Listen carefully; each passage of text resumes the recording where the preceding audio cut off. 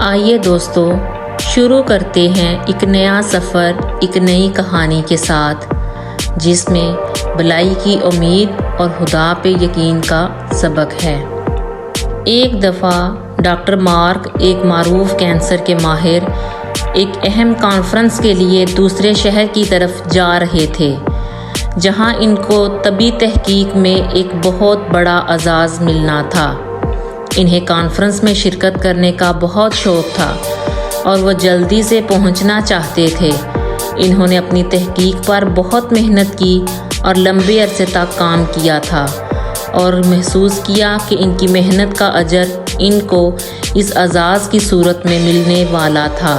مگر جب 2 گھنٹے بعد ہوائی جہاز اڑنے کے بعد کسی تکنیکی خرابی کی وجہ سے نجی طور پر قریبی ہوائی اڈے پر فوری لینڈ کرنا پڑا تو ڈاکٹر مارک بہت پریشان اور افسردہ ہوئے کیونکہ وہ اس کانفرنس کے لیے بہت ایکسائٹڈ تھے اور وہ وقت پر پہنچنا چاہتے تھے۔ اگلے ہی لمحے ڈاکٹر مارک ریسیپشنسٹ کے پاس پہنچے اور ان سے اگلی فلائٹ کا وقت پوچھا تو اس نے بتایا کہ اگلی فلائٹ 10 گھنٹے بعد پرواز کرے گی۔ وہ بہت پریشان ہوئے۔ ریسیپشنسٹ نے ان کو مشورہ دیا کہ وہ ایک کار کرائے پہ لیں اور خود ڈرائیو کر کے 3-4 گھنٹے پر اپنی کانفرنس پر پہنچ سکتے ہیں۔ ڈاکٹر مارک کے پاس اور کوئی آپشن نہیں تھا، اس لیے انہوں نے طویل سفر پر گاڑی چلانے سے نفرت کرنے کے باوجود اسی خیال پر اتفاق کیا۔ ڈاکٹر مارک نے ایک گاڑی کرائے پہ لی اور اپنا سفر شروع کیا، مگر انہوں نے جیسے ہی شروع کیا موسم فوراً تبدیل ہو گیا۔ برساتی بارش میں ان کو آگے دیکھنے میں کافی مشکل پیش آ رہی تھی اور انہوں نے جو موڑ لینا تھا اسے نظر انداز کر دیا۔ 2 گھنٹے کار چلانے کے بعد انہیں یہ پتہ چل گیا کہ وہ رستہ کھو چکے ہیں۔ بارش میں 2 گھنٹے ڈرائیو کرنے کے بعد ڈاکٹر مارک کو یہ علم ہو گیا کہ وہ کانفرنس میں نہیں پہنچ سکتے، لہٰذا ایک پریشانی کے عالم میں بھوک اور تھکاوٹ کا احساس ہوا اور انہوں نے یہ فیصلہ کیا کہ وہ کسی محفوظ جگہ پر پہنچیں۔ کچھ وقت بعد انہیں آخرکار ایک چھوٹا سا گھر مل گیا۔ ایک خوبصورت خاتون نے دروازہ کھولا تو ڈاکٹر مارک نے اپنا سارا معاملہ اس خاتون کو بتایا اور اس سے کہا کہ کیا وہ اس کا فون استعمال کر سکتے ہیں، مگر خاتون نے بتایا کہ اس کے پاس کوئی فون نہیں ہے اور نہ ہی کوئی الیکٹرانک سامان ہے، لیکن ڈاکٹر مارک کو اندر آ کر موسم بہتر ہونے تک انتظار کرنے کی آفر دی۔ بارش، بھوک، تھکاوٹ کی وجہ سے ڈاکٹر مارک نے اس کی یہ مہربانی قبول کی اور اس کے گھر چلے گئے۔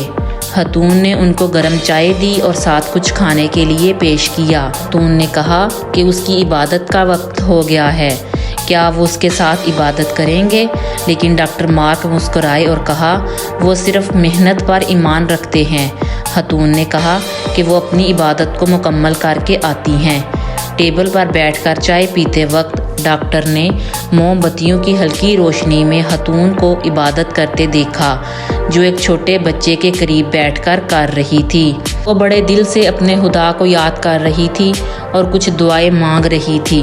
وہ دعائیں مانگتے ہوئے گڑ گڑا کر اپنے خدا کے سامنے رو رہی تھی۔ یہ حالت دیکھ کر ڈاکٹر مارک کو یہ اندازہ ہو گیا کہ خاتون کسی بات سے بہت پریشان ہے اور اس کو مدد کی ضرورت ہے، لہٰذا جب خاتون نے اپنی عبادت پوری کی تو ڈاکٹر مارک نے ان سے پوچھا کہ وہ اپنے خدا سے کیا مانگ رہی تھیں اور کیا خدا نے ان کی بات سنی اور وہ کس بات سے پریشان ہیں۔ سردہ مسکراہٹ کے ساتھ خاتون نے کہا کہ اس کا بچہ بہت بیمار ہے، اس کے بچے کو کینسر ہے اور وہ بہت غریب ہے اور اس کا علاج نہیں کروا سکتی۔ صرف ایک ڈاکٹر مارک اسے صحت یاب کر سکتے ہیں مگر وہ اس ڈاکٹر کے اخراجات ادا نہیں کر سکتی۔ اس کے علاوہ ڈاکٹر مارک دور کسی شہر میں رہتے ہیں، لہٰذا وہ وہاں نہیں جا سکتی۔ انہوں نے کہا کہ خدا نے اب تک تو دعا کا جواب نہیں دیا تھا، لیکن مجھے امید ہے کہ میرا خدا میری دعا سنے گا اور وہ میرے لیے ضرور کوئی نہ کوئی راہ نکالے گا۔ حیرت میں مبتلا ڈاکٹر مارک اس خاتون کو دیکھ رہے تھے اور بے زبانی اور بے یقینی کے ساتھ ان کی آنکھوں میں آنسو آ گئے۔ انہوں نے دھیرے سے کہا، خدا عظیم ہے اور واقعات کی تسلسل کو یاد کیا کہ جہاز کا خراب ہو جانا اور ان کا طوفان کی وجہ سے رستہ بھٹک جانا اور پھر اس گھر میں آ جانا سب کچھ ہوا کیونکہ خدا نے اس خاتون کی دعا سن لی تھی اور ڈاکٹر مارک کو اس مادی دنیا سے باہر نکل کر غریب اور بیچارہ لوگوں کو کچھ وقت دینے کا موقع دیا۔ اس کے بعد ڈاکٹر نے اپنی بہت مصروف زندگی میں کچھ وقت غریبوں کے لیے نکالنا شروع کر دیا، غریبوں کا مفت علاج کرنا شروع کر دیا۔ دوستو، یاد رکھو اور ہمیشہ تیار رہو وہ کرنے کے لیے جو خدا نے تمہارے لیے لکھا ہے۔ زندگی بہت چھوٹی ہے، اس لیے کوشش کرو کہ کچھ نہ کچھ ایسا کر کے جاؤ کہ جس کی وجہ سے لوگ تمہیں یاد کریں، اور ہمیشہ خدا پہ یقین رکھو کیونکہ اگر وہ ایک راہ بند کرتا ہے تو 100 راہ کھولتا ہے۔ اس لیے ہمیشہ بھلائی کی امید رکھو اور غریبوں کی مدد کرو اور ان کا سہارا بننے کی کوشش کرو۔ میں امید کرتی ہوں کہ آپ کو آج کی کہانی بہت پسند آئی ہوگی۔ آپ کو آج کی کہانی کیسی لگی یہ کمنٹس میں بتائیں اور میرے اکاؤنٹ کو سبسکرائب کریں تاکہ ہم ہر روز ایک نئے سفر، ایک نئی کہانی اور ایک نئے سبق کے ساتھ ملتے رہیں۔ تب تک کے لیے اللہ حافظ۔